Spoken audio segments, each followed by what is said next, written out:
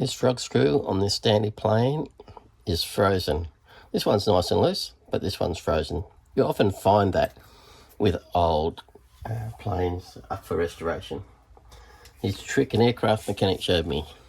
Get yourself a brace and one of these straight bits. This one's an Irwin, just whatever I could find. Fortunately, these have got a little V cut in the teeth on this brace. I'm not sure that the older ones do, but if you can get these pretty cheap, these modern ones. And all you have to do is just quietly rock away, rock, rock, rock, rock. There it is.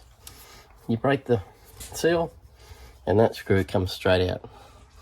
No heat, no penetrating oil, no mumbo jumbo, no witch doctors. Just use what the aircraft mechanics use. I do it all the time to get frozen screws out of aluminium airframes.